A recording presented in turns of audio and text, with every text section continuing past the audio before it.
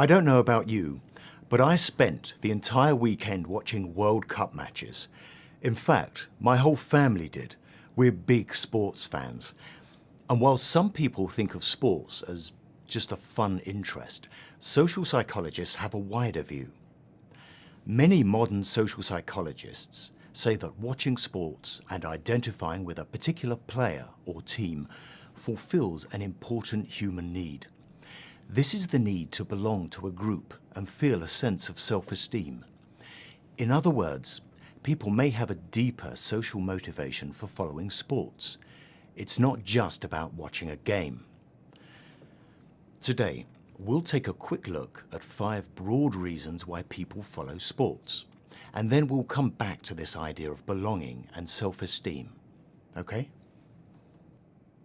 First off, people are motivated to watch sports because sports are really entertaining. Sports is performance art. We can observe superb athletes displaying their talent and dedication. For example, even if you don't particularly like sports, you can appreciate the gymnastic performance of an Olympic athlete, or an NBA player dunking a basketball, or a Wimbledon champion serving an ace, or a soccer player scissor kicking a goal. The beauty of sports performances can be enchanting. The second motivation for following sports is our love of competition. Human beings are competitive. We love competition, a race, a contest. When we watch athletes playing competitive sports, we get a kind of indirect satisfaction. We feel as if we are also in the competition. Our blood pressure and hormone levels increase along with the athletes.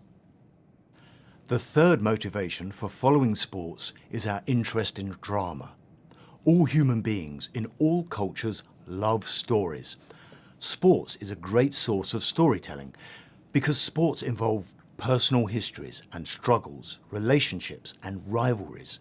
We want to see how these individuals succeed and how they respond to challenges. We also want to know about their lives outside the lines, their real lives when they're not performing. Now, there is a fourth motivation for watching sports. This is our desire to understand strategy. Games are interesting only if they involve some kind of problem solving and decision making. When we watch a sports event, like a soccer match at the World Cup, or even a chess match, we want to analyse the strategy of the players. We want to learn. What tactics do the players use? How do they try to get an advantage over their opponents? And the fifth thing that motivates people to become sports fans is the attraction of being part of a community. People become sports fans because that experience bonds them with others. Being a fan allows individuals to feel like they're part of a group. They can experience a sense of belonging and acceptance. We definitely witness this at a national level, don't we? For example, at the Olympics, being a sports fan is a way for people to feel united as a nation. Fans feel a sense of triumph and glory simply when their national team competes. They love wearing the same colours, chanting and cheering with their group. It feels good. And fans can feel that they are involved, whether they are at the stadium or just watching at home. What's going on here? We can explain this with social identity theory, which was originated some 40 years ago by 2 British psychologists, Henry Teifel and John Turner. Social identity theory states that people behave in ways that increase their self-esteem. Self-esteem is a term in psychology that relates to mental health. We need self-esteem to be healthy. This includes self-respect, pride, and self-confidence. And being a sports fan is one way that people can boost their self-esteem. By associating or affiliating with a team, by wearing team colours, or by going to games and tracking wins and losses, fans feel that they are an integral part of something. They feel they're an important part of the team, part of a community. The team and the team community actually becomes an important part of the fan's self-identity. So when the team wins, it feels like a personal success. And yes, when the team loses, it feels like a personal failure. But even when our team loses, we can still feel self-esteem because we remain loyal, dedicated members of our group.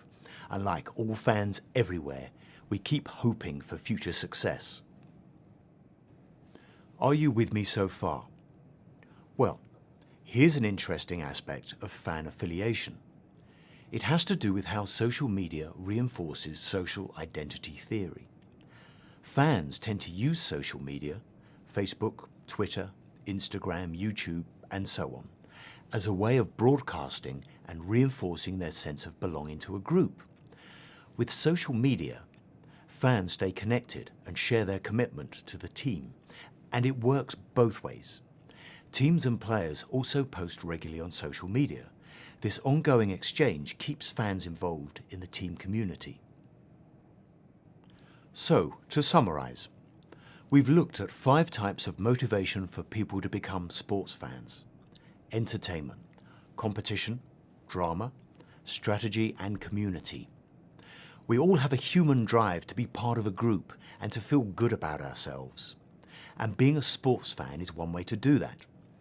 In the next class, we'll look at other kinds of social groups and how social identity theory operates in them. Okay, team, that's all for today.